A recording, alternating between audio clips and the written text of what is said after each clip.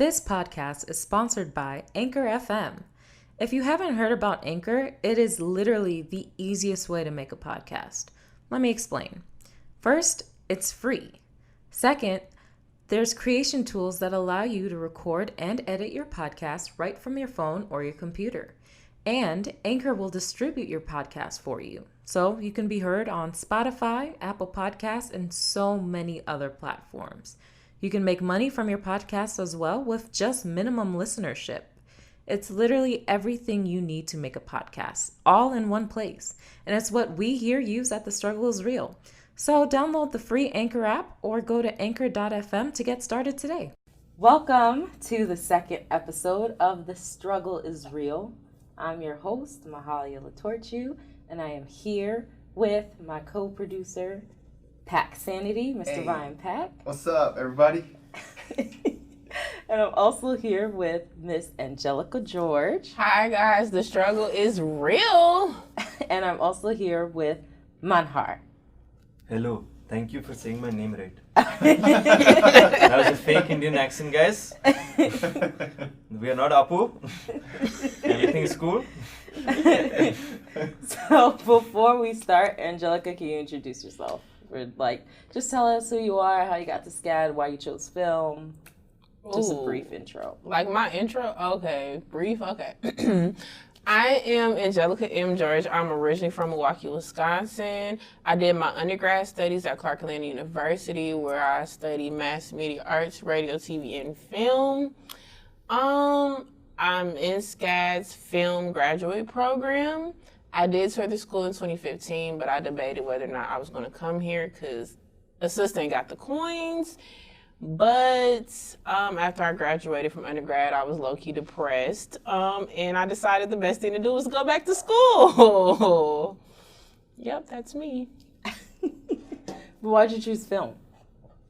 I chose film partially because I've always wanted to tell stories, and I always wanted to tell stories that I could relate to or connect with other people. I love documentaries, so I'm kind of leaning towards that as well. And I think my mom played a really big part. Her favorite movies are Titanic and Sound of Music. So those are considered like the classic movies, those movies that you have to see and you learn fundamentals from. So I think she played a real big part in that. So in a way, like your mom influenced you. Yes, Wow. Indirectly. She didn't know it because I hated watching Sound of Music and I hated watching Titanic. But now I'm like, yeah, those are good movies. Like, When was that change? when was that change? Like that transition from I don't want to watch this to oh my god, what the fuck, I love this. Probably like 8th grade, going into high school, because I had a lot of different aspirations. I wanted to be a singer at one point, couldn't sing. Wanted to be a rapper, couldn't remember my lines or my lyrics. I remember you showing me that video of you rapping. Don't Google me. Style. Oh my god. Do not Google me. Wow. That was funny though. I'm not even gonna lie. You didn't link that. And then I had aspirations of being a lawyer at one point. I told my mom, I'm like, I can't be a lawyer. I don't want to represent bad people. Clearly, I didn't know anything about law because I can do different types of law. Like, but I know that now. But I always knew like something in the entertainment realm, and film was film, TV, mixing some music, and dreams will come true. What about you, Manahar? What is your story? My story. I am from North India, from the city called Chandigarh, which is 4 hours away from the capital, Delhi. It's the city where everyone kind of takes a stop for a day or two before everyone goes up to the Himalayas. So it's a really nice, green city. It was designed by this French architect called Le Corbusier. So my childhood was there, 18 years. And after that, for my undergrad, I went down south for engineering, guys. Oh, Wow. Wow. I did engineering for 2.5 weeks. 2.5 weeks?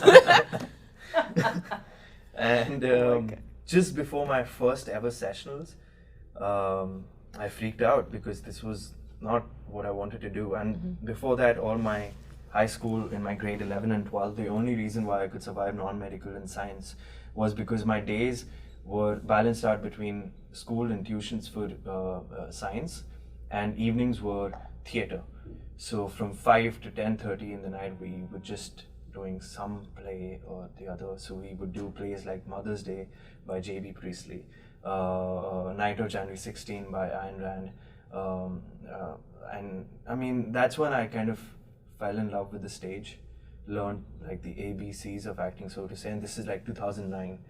So, cut to South India, pursuing engineering, hate it, decide to leave the school. My parents want me to come back home, apply again for engineering colleges. I'm like, what? Wait, no, what? I cannot do that. And then I just found like this quaint cottage, quiet college in this university town itself in South. And I pursued mass communication.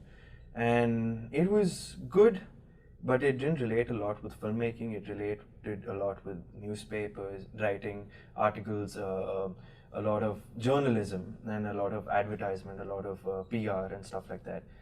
And I think that's really funny because I also started off in journalism, mm-hmm. and I, especially like being at SCAD with like in the grad program, I found that a lot of people actually got their start in journalism and realized it was not what they wanted to do and switched to film. Yeah. But I mean, that was the funny thing, because when I was switching colleges, fighting with my family and stuff like that, we barely spoke for a week and a half. And then finally my mother, she agreed. And she said, you know, let him do this. He'll be happy and he'll excel at this. And that was 3 years of my life in South, and then I applied all over the world for film schools. My grandfather was the most adamant person. He told me to do an MFA or nothing. He was very adamant. Because I wanted to do a quick diploma course and just start work outside in the professional world.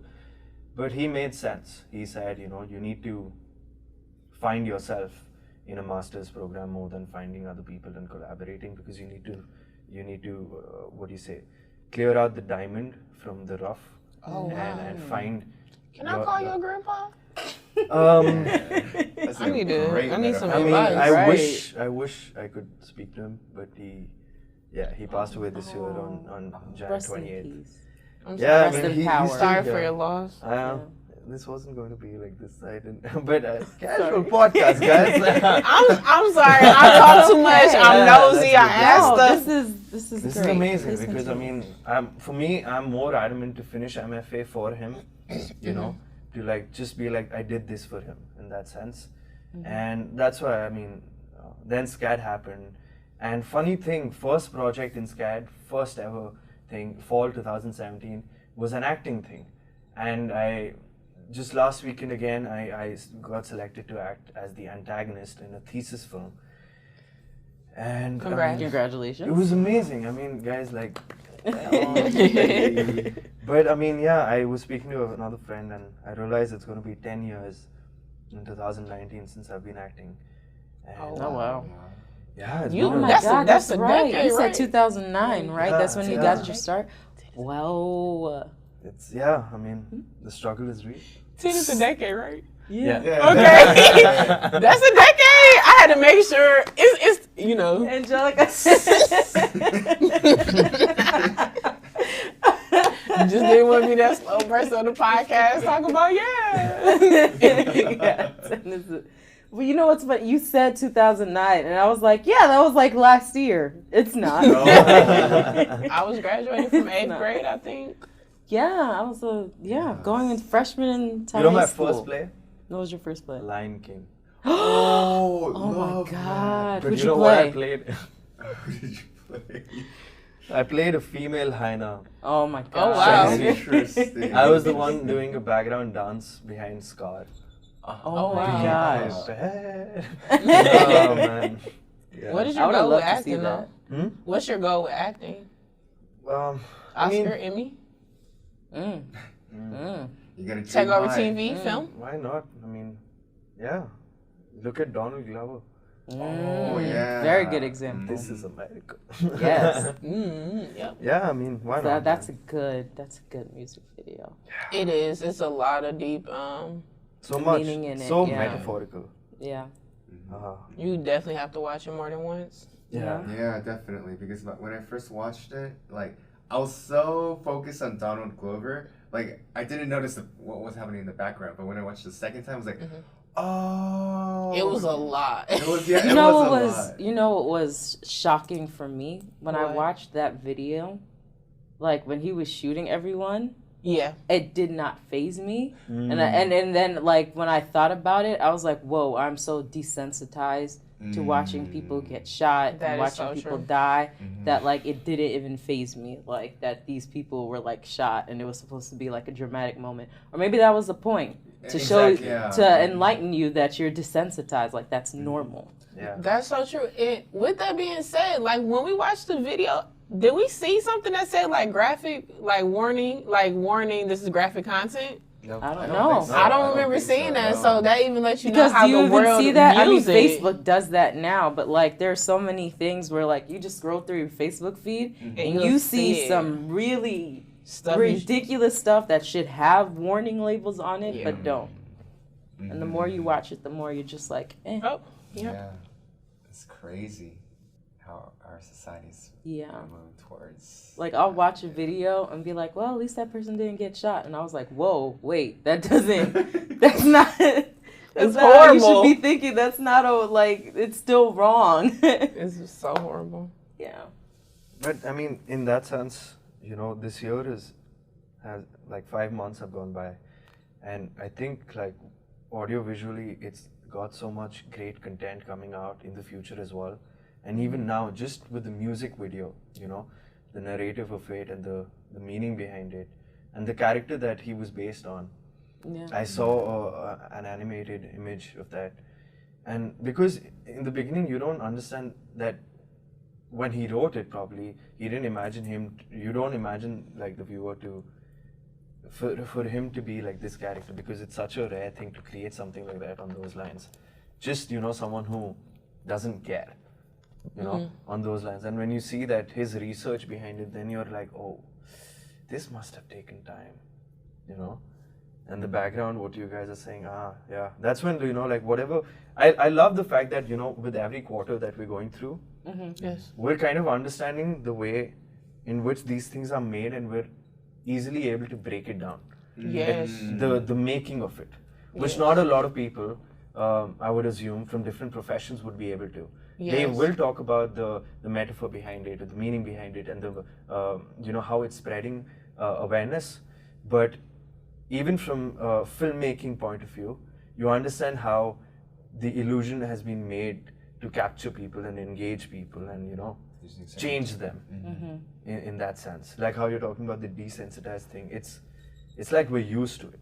Yeah. It's like every second day you hear about a gun, a shooting somewhere in a school, or back in India every third day you'll hear about a rape, about kids being raped, etc. But it's so normal.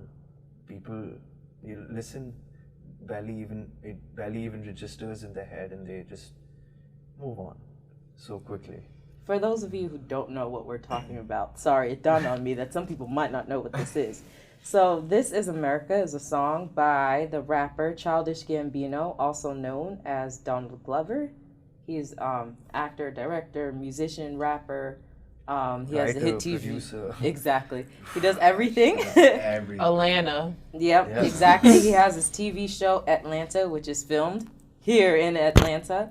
Shout out to Donald Glover if you ever need interns. We're right here. Oh, yeah. We're here. We're all from. And it was released on May 5th, 2018. And it's just a very powerful music video, and I encourage everybody to go take a look at it and Absorb it. oh yeah, exactly, absorb it. Compositionally though, it was really really nice. Like everything was choreographed so well. Especially like the slow like dolly movement, like going into the frame, coming out. It was just gorgeous, and I wondered how they lit the whole Exactly. Yeah, because that was set. like a big kind of like a warehouse kind of situation. Exactly, but he was so well lit everywhere he went. Shout outs to the lights, the grips. Shout out to the production team who don't get enough credit in the credits. I swear. Facts, because they make the movies happen. Yeah. What have you guys been learning from cinematography? That lighting sucks. What else you got? Love this professor. Love him. And he knows that I know that I think lighting is not for me. 3-point lighting, not for me. Cross key lighting, book lighting. I might be able to do some interview lighting. I kind of got that one. That's about it. But I feel like the more you practice, the more you'll get better at it, because it's so essential to storytelling. And I guess I didn't realize it. Like, I was watching, don't judge me, I like watching the show Riverdale.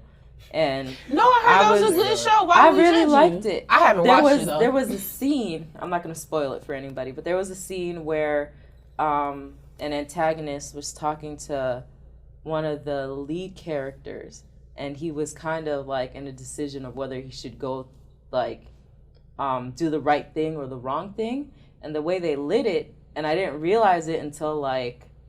They cut to a different scene and cut back. Mm-hmm. The antagonist was kind of sitting in a red glowishy light. Oh, them gels. And then the protagonist was sitting in half blue. Like, half of his face was blue, half of his face was red. And I was like, whoa, I can see the struggle and the conflict in the story on your face visually through the lighting. And I was like, whoa, there goes cinematography teaching me something. There we go. Yeah. My normal friends, those who aren't in film, I ruin movies for them. You mean your lawyer friends? Oh my God. I literally ruin movies for them because I'm like, that continuity, that hair, okay. My family hates watching movies with me because I do that all the time. I'd be like, look at that. That water bottle was on the table and now it's on the coffee table. Like, whoever was a script supervisor did not do their job. They did it wrong. But the continuity was when wrong. We're making that same thing, it's so tough to keep the continuity. It is. And then you realize all the times when you've been pointing it at other people's work, you're like, oh shit. The struggle is real. And then you make that same mistake. You play back the struggle footage. is real on set. It's so easy to point out what's wrong on a show or in a movie, but when you're actually on set, you have so many things going on that it's so hard to make sure everything's on schedule and everything is on track.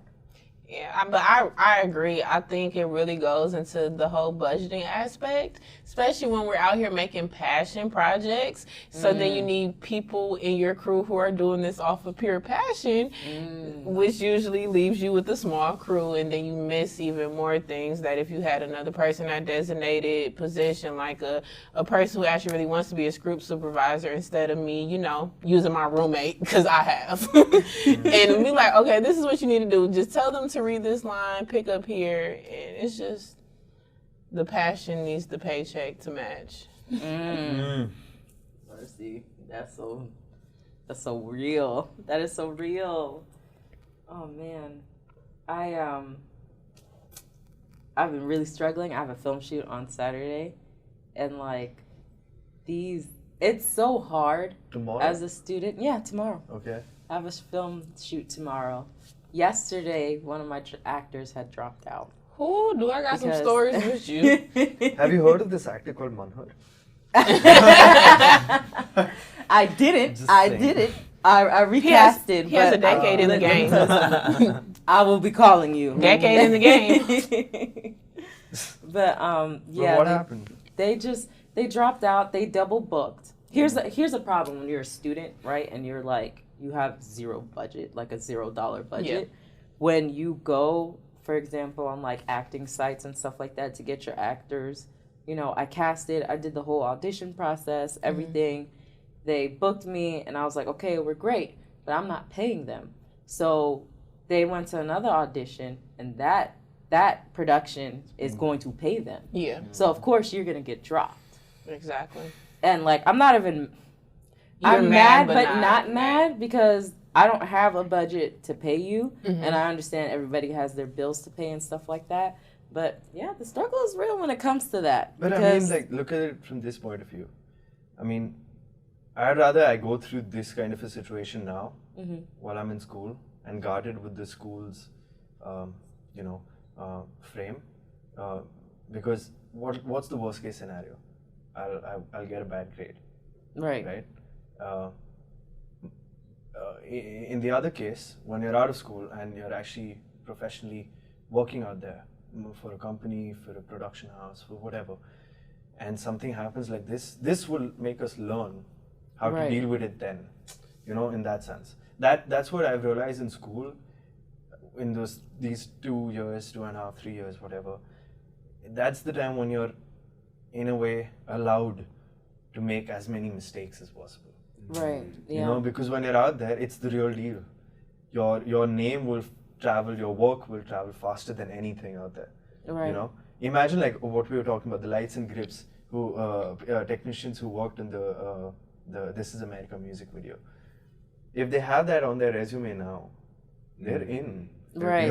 The work speaks. The actions count more than the words. And by the end of it, I know it is a setback. You feel pathetic because as a producer, you want the best thing. Right. And you want like everything to work out perfectly.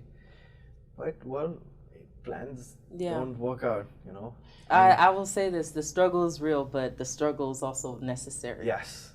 It'll build you up. I completely agree. I think I might have been, I don't know who I was saying this to, it was probably you guys, because I feel like I just said it 10 minutes ago, that I'm going to end up being the best producer in the world because this one passion project, every conflict has happened.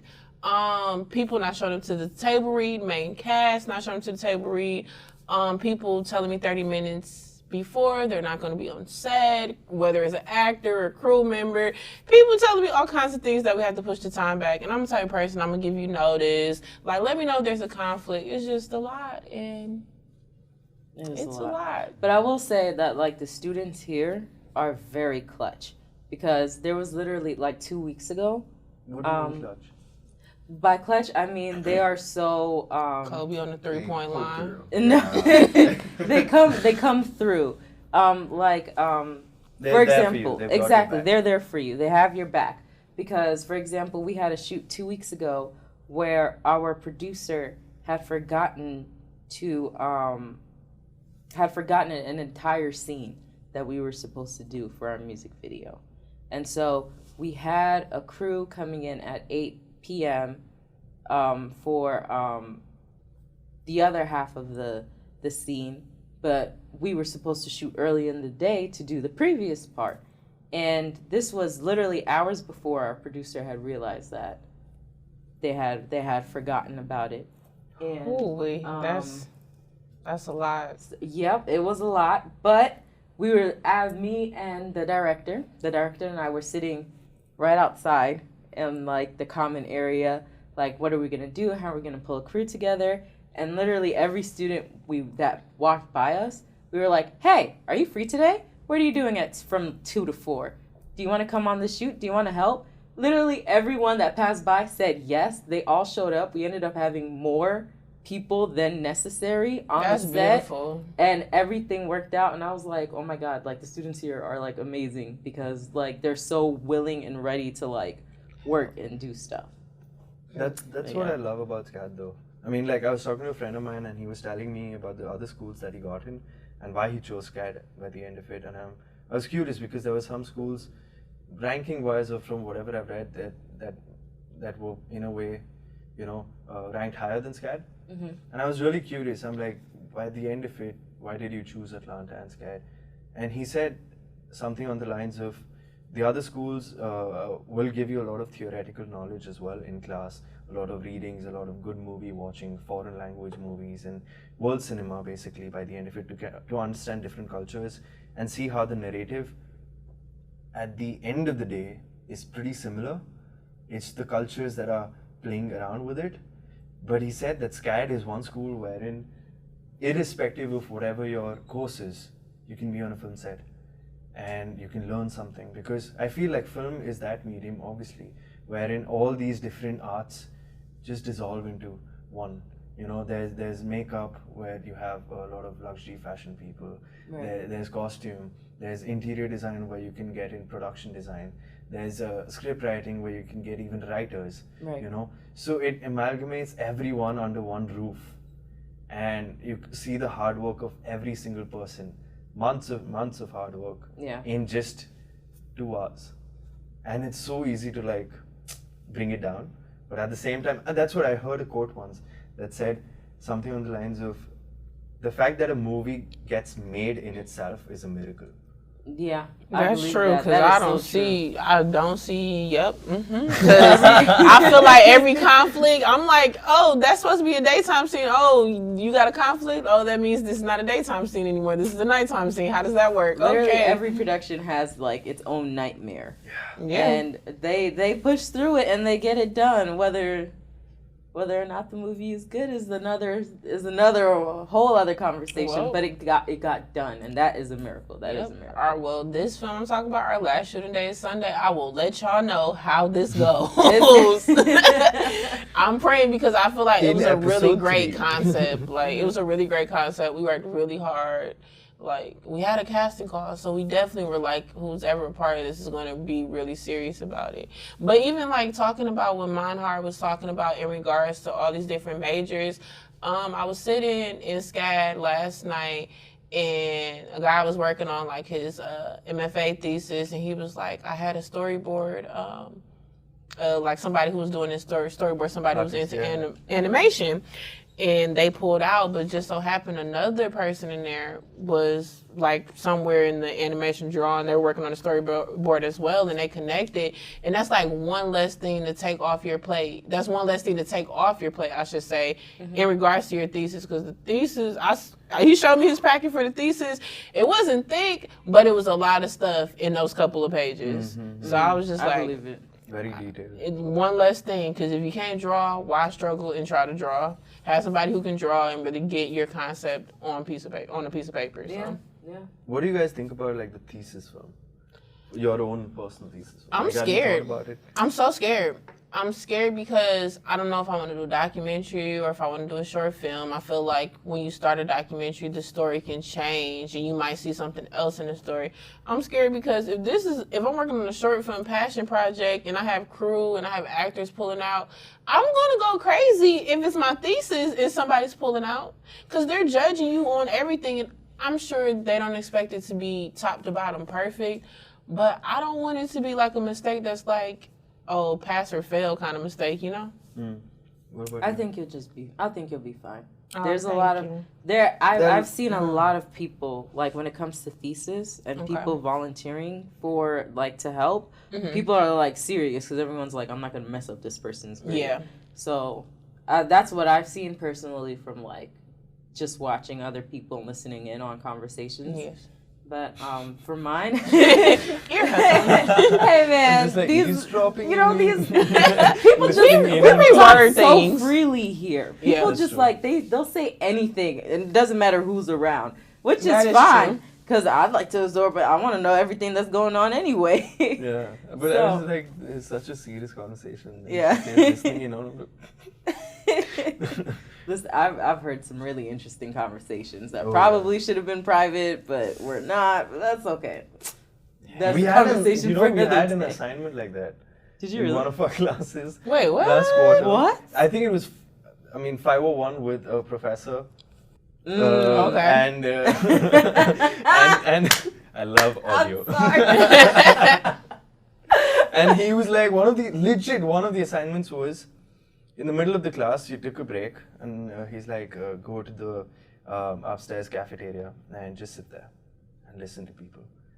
And whatever phrase they use one of those phrases in the story that you create, and have either a beginning, middle, and end, and fit that phrase somewhere, and create a story like that. And it was amazing. Wow. Like the stories that people got, it was like a merge of reality and your imagination. In that sense. I hope you didn't catch me on my day, 'cause I know I'd be in there like, da-da-da-da-da-da, and this happening, da-da-da-da-da. Okay. Goat, I hate actors. But for my thesis film, I have two ideas in mind, but I'm not sure which one I want to pursue, because one of them would kind of be playing it safe, right? You want to? And the other one would probably be more, I guess, risky and more experimental. And I'm kind of trying to push myself, because the whole reason of being in school is so you can experiment and be Yep, this is risky the and time do to do stuff. it. This is the time to do it, and not doing it with like other people's money.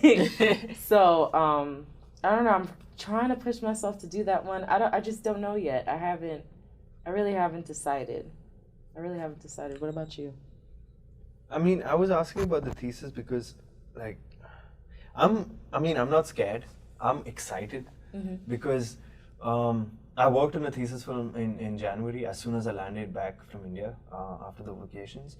And it was amazing. It was intense. People were there, and we had like a huge crew, and it went very smoothly. And at the same time, it was a long shoot, 2 hours continuous days, 12-hour shoots. So we were pretty zapped out. And then last weekend when I was acting, that thesis crew was on another level. I mean, there were around 20 people on set, and 3 of them were the students I knew from SCAD.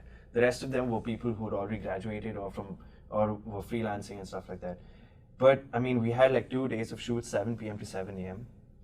And the way they worked was so smooth. Wow. And I was talking to the director after the shoot, and I was asking him, how was your experience? Because the director himself is an Emmy Award-winning documentary winner. What? Congrats. Yeah, Good for and him. he's worked with Pakistan's Oscar Award-winning documentary artist. He was assisting her before he joined SCAD for his program.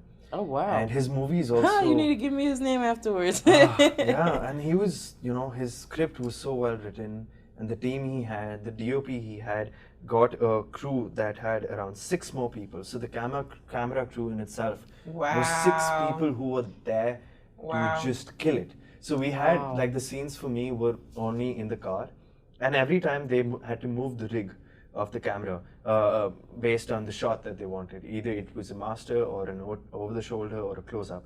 And they had decided a certain route. And the only light they used inside the car was behind the steering wheel. They had an LED light that they could manipulate, like how you can manipulate the fan. And they had decided a route which depended on the dialogues. So the non-important dialogues, we went through the dark neighborhood. And the important dialogues, we went on the street lights.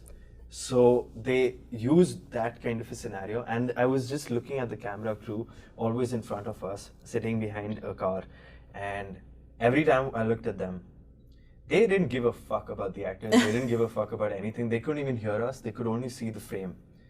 All of their eyes were just on the rig. If it falls, how's the shot looking, they were so dedicated, and it blew my mind away. And I mean, based on those lines, that's why I'm eager now and excited now for the thesis, because I feel like it's like building up through the course to the thesis film. And and that thesis film will in a way be our face, outside. If how well it does or how bad it does, either way, it'll teach us a lot.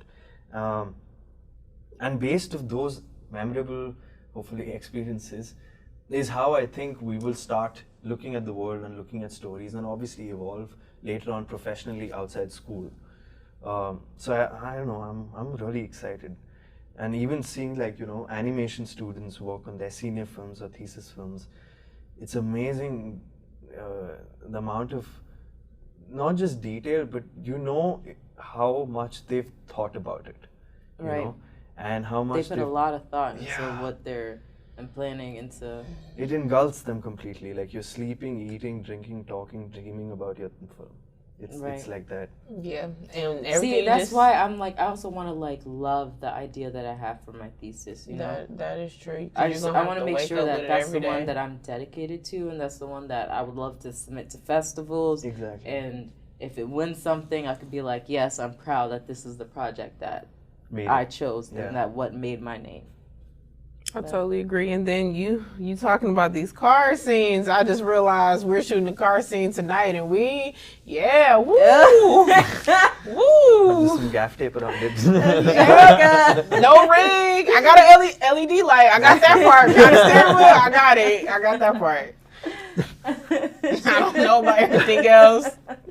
I'll make sure we ride through the darker neighborhoods on the unimportant dialogue. That's my tips. But what are the the last minute problems that you've faced in your set till now? last minute problems. Last minute issues, last minute whatever problems. Ooh. Good things, bad things, whatever. Good things, bad things. Last minute. For me, definitely an actor dropping out last minute. And we ended up rewriting the scene right there on set. But it ended up being more powerful of a scene without that person there, because we kind of realized that person was kind of like a crutch. You know, they didn't have, like, okay, you know how in script writing they're like, your character has to have like business in the scene. This person didn't have business. They were kind of there to help, you know, as exposition to help push it along. Okay. And so we were faced with having to try to tell the scene visually, like to communicate how to push the story along visually versus just through dialogue. It was a challenge, but I think it came out really nice. Last minute problems. I can't think of anything else. What about you, Angelica? I forgot about that. Okay, so I've had crew member drop out. I've had main cast drop out on a shoot that Mahali was on and Ryan was on. Actors extremely late. Oh yeah. I had another situation. I was like, I had to think about what shoot that was. Yeah, they were. But how does that super change late. like your relationship with them? I mean, especially if you're friends outside of, you know, the professional arena. If they're not a good professional, how does it change your friendship? Oh, I can address two things. You know, that's so funny that you mentioned that, because we literally had this conversation yesterday. Oh, we definitely did. My other situation was I had to like rewrite my script because I lost the location, even though I was told that I had the location. But me and Mahali actually were talking about personal and business. I've always tried to be a person who can separate personal and business. Like, I work really close with one of my other friends, and literally I'll call her and be like, okay, this is business, da-da-da-da-da. And I'm literally not going to talk off topic. We're not going to talk about clothes. We're not going to talk about a party. We're not going to talk about anything. And then I'll be like, okay, done with business. Okay, girl, what you doing? What we doing tonight? But it's like so hard not to get irritated with your friends. You love them to death, but you know their qualities. And then you might get irritated like, oh, if they hit you and be like, oh, let's go out to eat. And you looking like, girl, you didn't do that little part of the project that we working on. Yeah, why we going out to eat together? And this quarter has been especially tough because we have to work in groups, right? For everything, basically. And some of the group members are your friends. Some of the group members, you know, you might not have known. I know your group. But that we'll talk about that later. But so. But I mean, it's amazing, right? Because you get to know how to deal with those people as well. It is, and for me, I guess it sets up in my mind. Okay, who would I call for my thesis? Exactly. Who am I going to call on set? Yeah. Versus who would be a last minute person to call in if I'm desperate. Yeah, that's the only thing. Because with friends, I feel like a lot of my friends, they'll come through in the clutch, but I don't know sometimes. And you know, sometimes you're not supposed to always do business with friends. And it I sours agree. the relationship, and that's okay. You just need to find people that you can work with professionally and have your friends outside of your craft and what you want to do. I agree. I saw a post that said something like your team and your friends don't have to be the same people. And I agree. That's there's people I work with professionally that I love, but I could not hang out with you outside. Yeah. But that's what I was going to ask, actually, because like film, in a way, you know, like, for me personally, is such a medium wherein like your personal life and professional life there's a very thin line in between for me. As a writer, when you're kind of writing those stories out, you give a lot of yourself out in it. In that sense, and I feel that my question is it necessary for you to be friends with someone first before you can work with them on a film?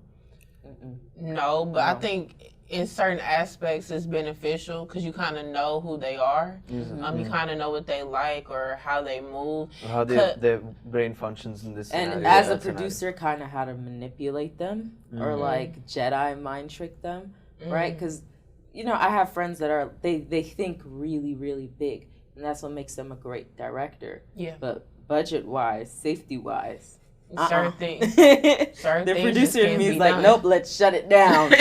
So, like, not because I know the person personally, I can, like, kind of finesse my way in their mind and be like, maybe we should do it like this instead. Or does that really serve the story? Yeah. Shout out to Quinn, sorry, Professor. Professor Quinn for coining that phrase, Jedi mind tricking your director. That's his phrase. Oh, yeah. Because he says it all the time.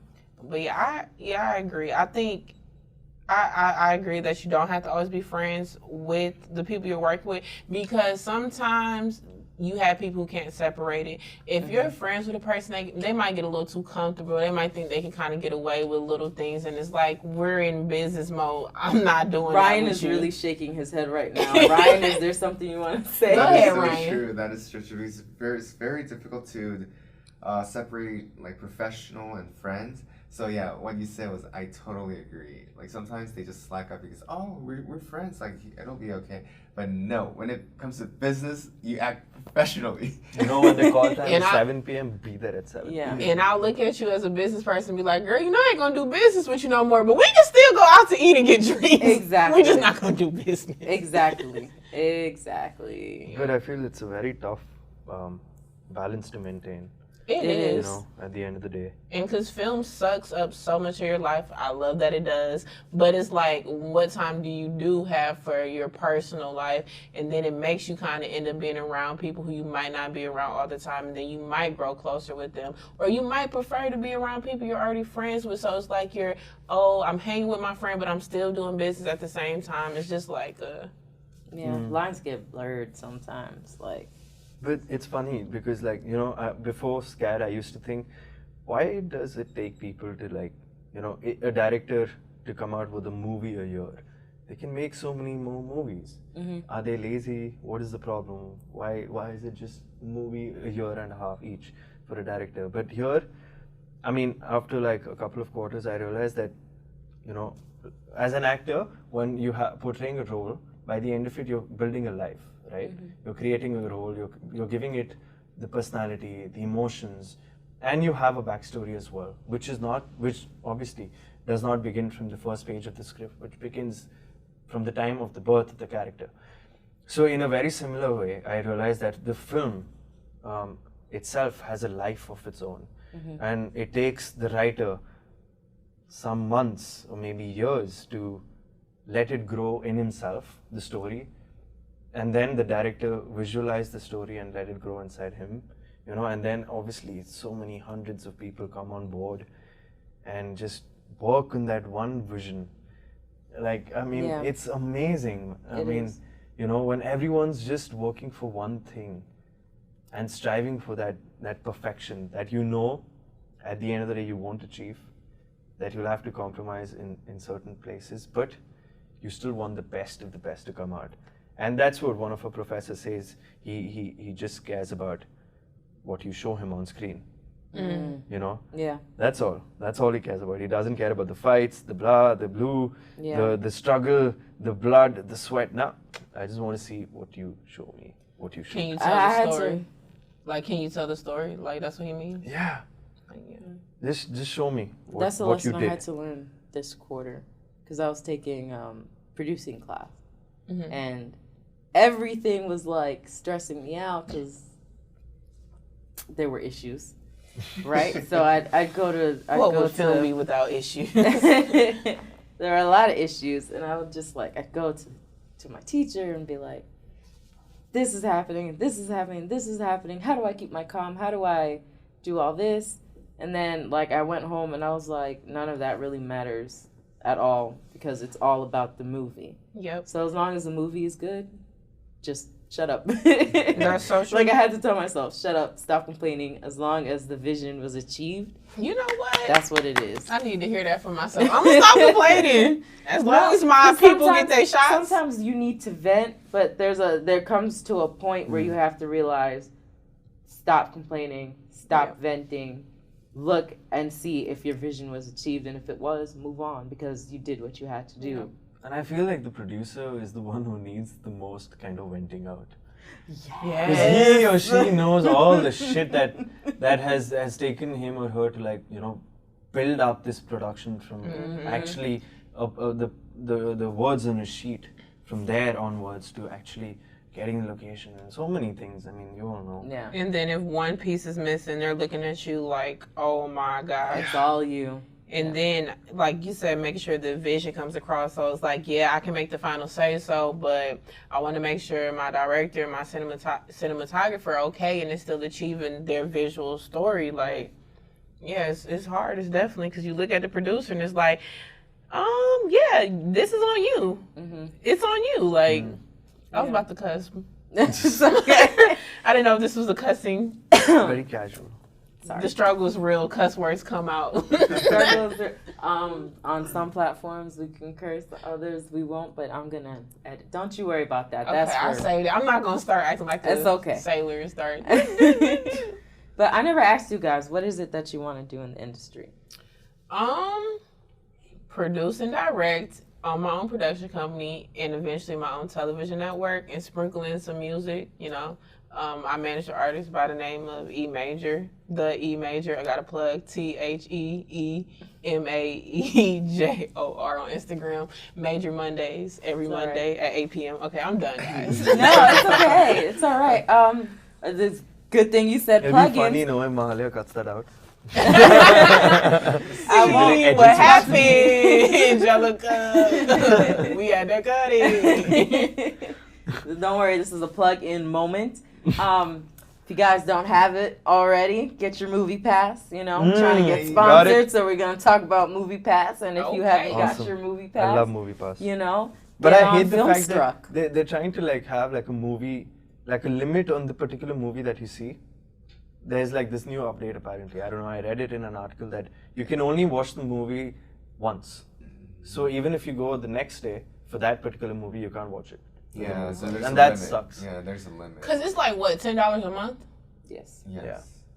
Get your movie pass, $10 a month, and also get Film Struck. You know, I need to get it I like love during Film Struck. June, There because we it's gonna be a go. lot of movies coming out in June, yeah. and then I'm gonna have to cancel it because Yeah, I'm sorry, every movie film pass, I student. don't got money. That $10 might break me. I'm on the Netflix free trial right now. But yeah, get your Film Struck, get your movie pass. But yeah. What about you, Manahar? What about me? What is it that you want to do in the industry? I know in you the like industry. to act. Yes, if that wasn't clear. 10 years in, guys. 10 years. That's a decade. I would like to. So there's this filmmaker in India who I really look up to. His name is Kumar Hirani. Yeah, he's made really some amazing movies in India that have not just done critically well, but commercially also. It's done amazingly well, both in India and in, guess what, China. So his way of writing is something that I am very intrigued by. He has this, he talks about this formula called LCD formula. So nowadays he writes with a co-writer. The last 3 films that he wrote were with him. And the LCD formula is basically that in every scene that they visualize and they create, there has to be either laughter, crying, or drama that the audience goes through. If that is not achieved, the scene hasn't been able to tell the audience what it wanted to in the whole narrative, one by one as you progress. So, I mean, he wanted to be a director, and he started it at the Film Television Institute of India, which is very, very pristine and There's one in London. film and television. Yeah. So it's very tough and rare to get in. But he got in as an editor, and he learned editing first, and then he started writing, and then he first shot his movie first, and like all his movies basically tell a lot of serious things in a very humorous way, which entertain audiences, make them laugh, hoot, cry, and then in 5 seconds they'll be like, "But what why am I laughing at this? This is a real issue that we're dealing with. Right. So it's very satirical as well. But it's all very, humorous, and it entertains you and makes you think. So I would like to write and direct and then edit movies like him. And I mean, I love film the most. I mean, I don't know. I would love to do everything. I love theater, love to do plays, monologues, slam poetry. So funny story. In my undergrad, in my third semester, we started a production house, and as cool. of March 8th, in That's what we need here. A student production yes, company. that's what. That's what it ought to be. Yeah, Sorry. that's a good idea. We should Please, talk about yeah, that. we should talk about. Ooh, hey! Look at that! An idea was born. Oof. We have documented. But yeah, I mean, and as of March 8th this year, it's we have the name. What's the word? Covered. When you get the name rights. Oh, trademarked? Trademarked. Copyrighted? That's it. Oh my God, what the fuck? We have the name of the production house trademarked under the government of congrats. India. Oh, nice. Congrats. So it's called Untied Laces. Oh, UTL. wow. And I love see the that. logo. Like, I just seen it. Like, That's yes. nice. Very visual, right? Yeah. the logo's Hashtag just like, filmmaker. But yeah, we started it back in 2014, and we still have around 30 people in that university town, where there are students working on different promos, short films, music videos and stuff like that. So now, in a way, me and a couple of friends, we started it from theater. We envisioned the YouTube channel / production house first. And then, because we were all from the theater background, because we loved it so much, and we loved the stage and the live interaction so much more, we created a live event as well.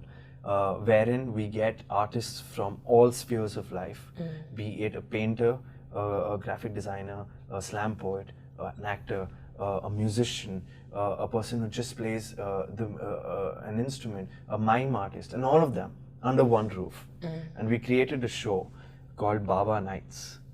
Baba is a way of referencing people back in India like bro or dude. And it's I don't know why, but like it has a lot of love for me. Baba? Baba. Baba? B-A-B-A. B-A-B-A. And we That's what I'm envisioned gonna call that. you from now on, right? Yes. Baba.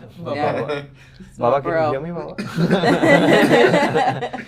And yeah, that was the event. And then we, one of the most recent events, we got a TEDx slam poet and a musician who was in grade 12 pursuing art. Oh, nice. And they composed a performance together where she performed the slam poet and he was playing the music instrument. So in a way, we realized this is a Tinder for artists. And yeah, I mean, from there on out, I've just been rambling. I forgot what my point was. You said it was I would like to nice. write, direct, edit, and act. I love movies. That's my life. Yeah. Who inspires you, Angelica? We learned who inspired Manahar. Manahar. Who inspires? Baba. Who inspires you? wow, Baba. who inspires me? Definitely, I would say, like, if we're talking about people I know and I can call, I would definitely say my mom.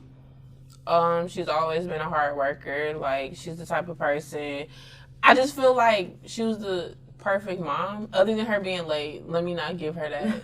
She's late for everything. Love you dearly, and she's gonna listen. She's gonna be like, "Why are you telling people I'm always late?" But I just feel like she's always allowed me to be like creative, and I remember having like an easel and painting and having a chalkboard and having Play-Doh, just all those things that allow me to, if I wanted to express myself, whatever way I could express myself. And then I just always seen her as a woman who's like, oh, I can work and I can still make sure my children are good. I don't recall anything that my mom's missed. And she still was working full time and stuff and everything. That's nice. That's And my mom is a nurse, so she works in the medical field. You know, that's kind of like unpredictable hours, but I feel like she never missed anything. So she's definitely a big inspiration.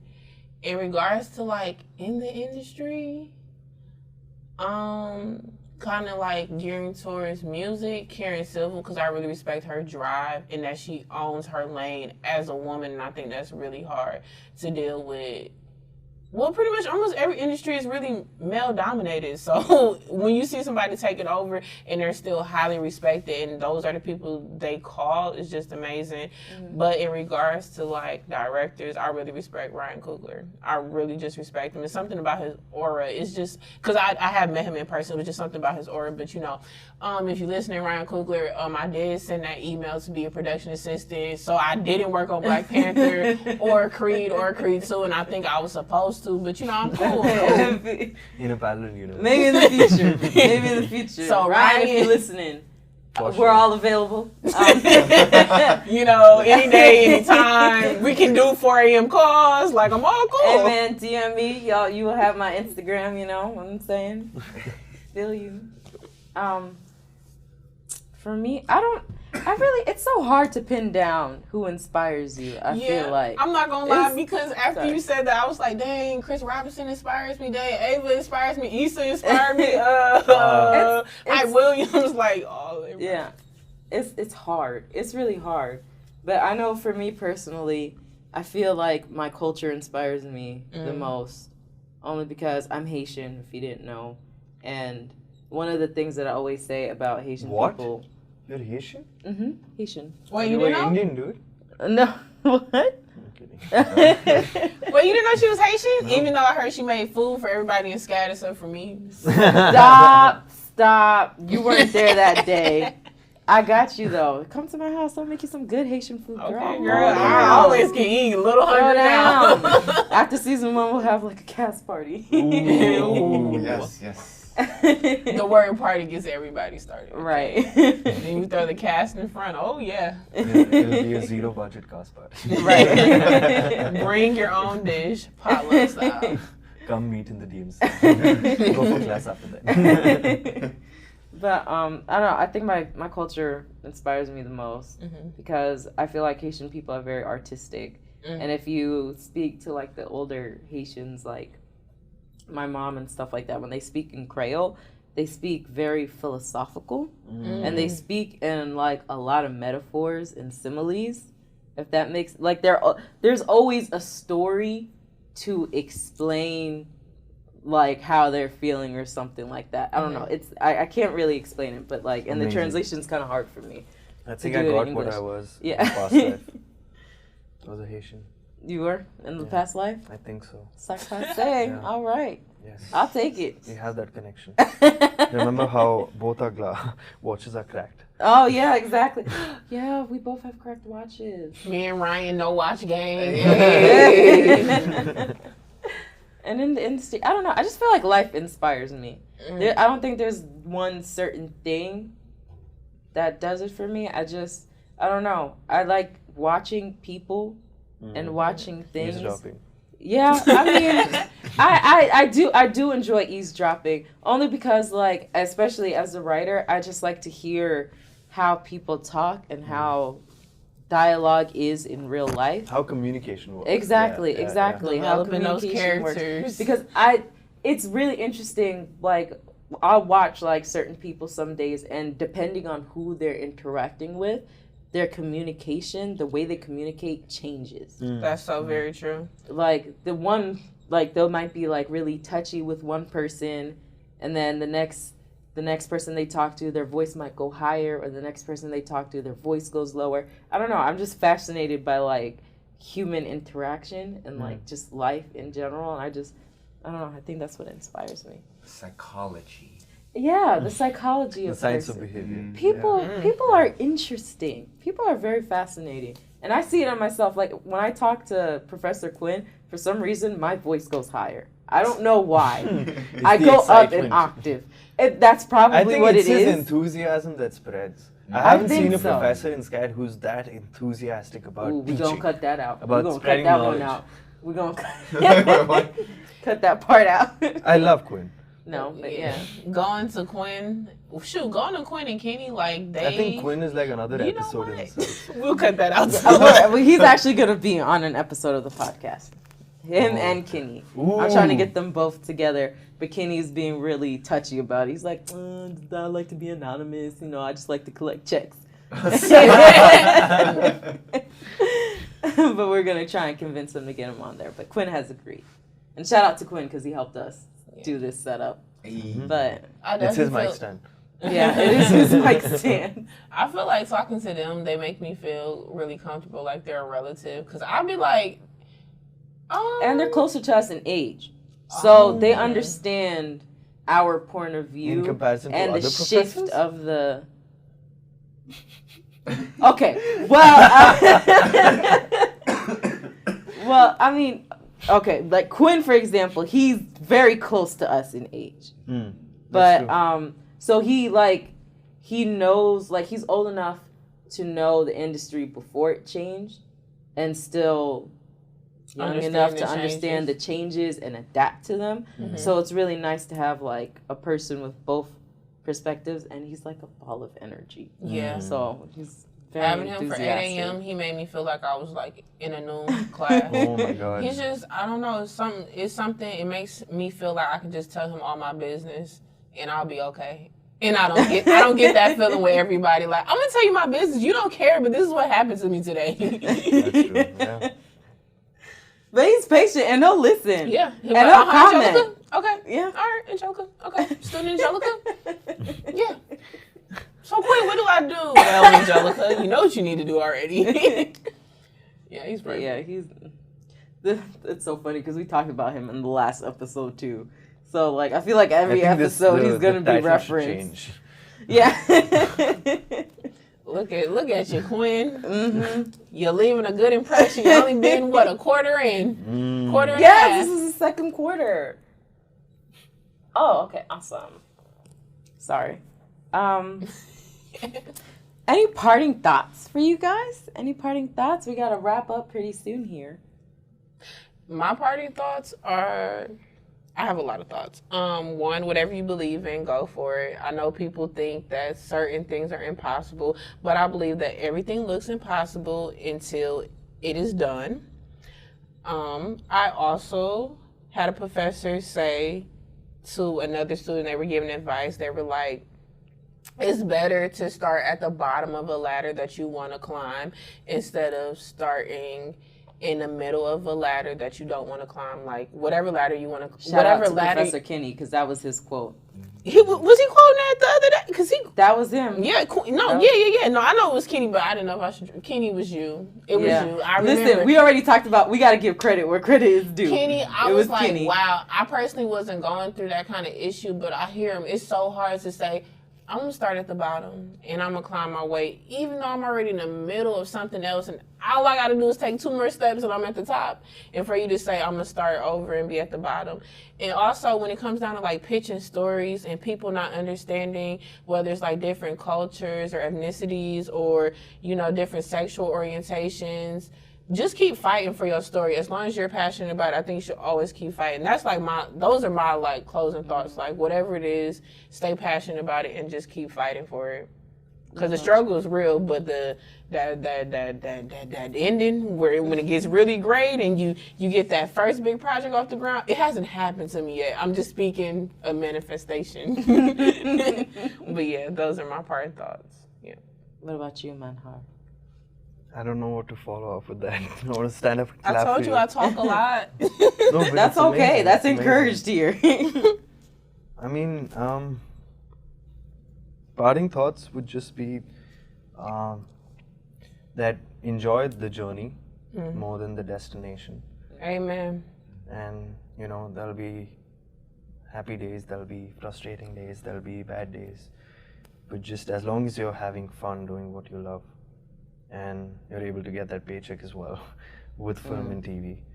And I mean, not be, have good thoughts. Right. Good thoughts will lead to good actions, good people in your life, and just, you know, the show must go on. We're very privileged to be in a medium where it'll survive even after we're not here. So to remember that, you know,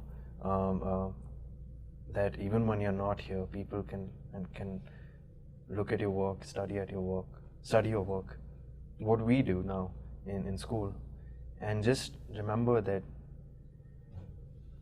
your worldview is everything. The way you want to end your story is everything. And instead of having an ambiguous ending, or an ending where you make the audience think and perceive or show it to them, don't do any exposition. We just show it to them. And yeah, I mean, show must go on.